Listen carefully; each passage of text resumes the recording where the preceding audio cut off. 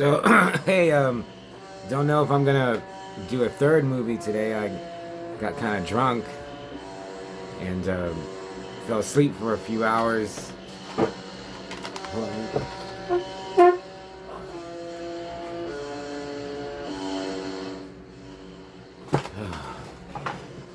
Fell asleep for a few hours, woke up, felt a little groggy, and but I started Enigma. Okay, let's just jump right into. I'm gonna review 1987's Enigma from Lucio Fulci.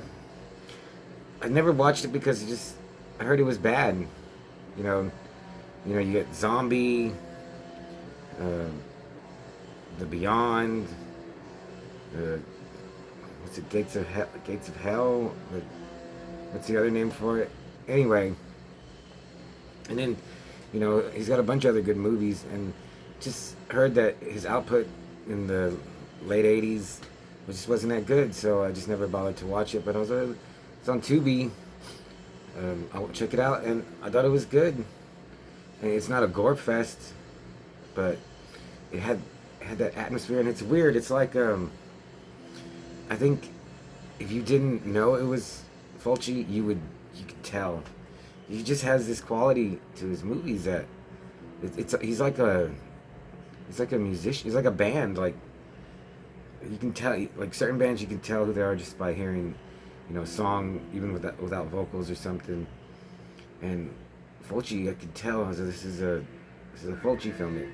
It's got that look, that feel. At least it's not gory. It's not super gory. I mean, of course, there's some violence and murder in it, of course. But it just has that atmospheric feel that he can get, and it was great, actually. I kind of wish would have seen this a long time ago, like when I was little. I probably like have, of course, have greater feelings for it. But watching it now, it was good. I got into it. Some parts made me laugh. Some parts were a little surprising. And well, the whole thing is like it's a school for girls in Boston, and there's a girl like in the beginning. She's getting dressed up. She's going on a date, and then it's just all a big joke on her, and she runs away, and they chase her, and then she gets hit by a car, and she's in a coma, and her spirit, floats out of her and gets into another girl that's going to college. This girl, Eva, yeah, Eva, and she's real pretty. I can't remember her name. I looked her up. I didn't write it down, but I looked her up. She was also in Red Sonja. She was Queen Gedron's like her handmaid, and I was like, wow, I don't remember that. And I don't know if this is a spirit making her do it or just her, but she's like a total slut. Like, she's my goal is just to make out with as many cute boys as I can. And so it says if it has pants on, I'm after it. So she's possessed by the spirit of the girl Kathy, the one that got hit by the car, and Kathy's mom is like a mute maid or a janitor lady, cleaning lady that works at the school. Everyone makes fun of her, and her daughter. They call her retarded and just make fun of her like so bad. It was pretty mean spirited. So Kathy's possessing Eva to just take out the main girls that got her hit by the car. And it is slow with the kills. Like I was like, there are a lot of girls there. She doesn't take them all out. And of course, I'm sure you've heard of the snail death scene. I'd always heard of it. I've never seen anything from it, and it was pretty cool. I mean, you just got to see it. Like, I don't want to take anything because I'd never seen anything. I'd heard about it, but that was pretty cool. Another cool part is this girl, like, she's looking for her earrings that Eva stole, and they go looking for them in a museum, and then Eva literally just disappears. So that girl's wandering around, and she looks up and sees a painting, and the painting like moves, and it cuts the hand off of another person in the painting, and you see it fall. You see it cut, the hand disappears, and then a real like hand falls out of the painting. I was like, wow, that was cool. It was weird. And then another like, normal deaths. Yeah, it's not a gore fest, like I already said, but It was good. And then the weird thing is, oh yeah, can't remember his name either, but like Eva's love interest is a doctor, the doctor that's taking care of Kathy while she's in a coma, and they start banging. There's a cool dream sequence with them having sex that was really weird.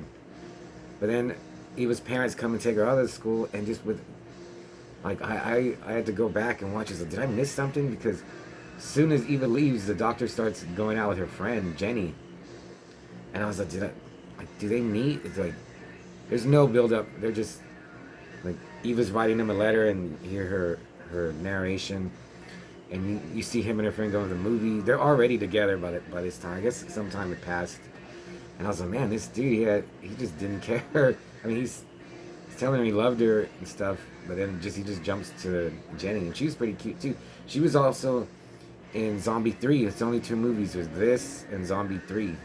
I don't remember her from Zombie 3 either. Enigma also actually has a good ending that I liked. I was okay. I'm with it, and it's over. And it had a cool ending scene too. I was like, man, yeah, Fulci had it. I mean, I like Argento better. Yeah, but Fulci, man, now I want to watch. Remember, I had a copy of Manhattan Baby. And I thought it was okay, but now I want to rewatch that. And I want to rewatch some of his other movies. I remember I had Murder Rock on tape too that I had dubbed off a friend's DVD. And I want to see that again, and just whatever else he has left I haven't seen. I did see Cat in the Brain a while ago. I think I reviewed it. But now I kind of like to read what that was. I remember that being super gory. And then you got a New York Ripper, and then I'd give man, I want to give it a 4. Oh yeah, before I end it, yeah, it also it's like a late '80s Italian movie, and a lot of late '80s Italian movies are trying to feel like an American movie, like Primal Rage or Killing Birds, and they kind of or Nightmare Beach, and they kind of do it, but it still has that. You can still kind of tell it's an Italian film, so it's weird. Fulci is just still, it still feels like an Italian movie, even as it tries hard to seem like an American film. He just can't hide, he can't mask his style, so that's cool too. But man, I want to give it a 4 out of 5 Hands of Fate, just because I liked it so much. And if you haven't seen it, it's on Tubi, or I would like to get a VHS or a DVD or whatever, because it's just one. Yeah, I've never seen it. Just throw it in there, in the rotation. If you watch Fulci movies, it would go good, if you have a Fulci marathon. But yeah, and I was also thinking, someone suggested I'll do like a top 5 horror movies to watch on Halloween. So I can't think of an order. Maybe in the order of the year they were released. But I would say, let's see, The Fog, Evil Dead 2, Dead by Dawn, Phenomenon, aka Creepers from Argento, The Manson Family from Van Bever, and I want to pick one that I haven't seen that I really want to, Killer Party. I don't know how good it is, but it looks good, and it's an 80s movie that I've never seen. I think it's 86. It looks like kind of like a possession movie. Like these kids are having a party in a house, and someone gets possessed and starts killing them off. I think that's what it is, and it just sounds cool. I've seen clips of it, and yeah. So those 5 movies, I don't know if you've seen them all. The Manson Family just has that vibe to it that I look for. So I'm watching The Black Phone right now. Let me know if I should review it, but yeah, Enigma. Oh yeah, the cover art is awesome. Man, like anything, a poster, shirt, just a little picture, album cover art. That pulled me in. That's what made me want to see it. Actually, is the cover art. So I'm gonna finish Black Phone. I don't. Should I do Manhattan Baby or suggest something or whatever? It's almost 11. I got this left. I got a beer. So we'll see what comes next. Okay, later.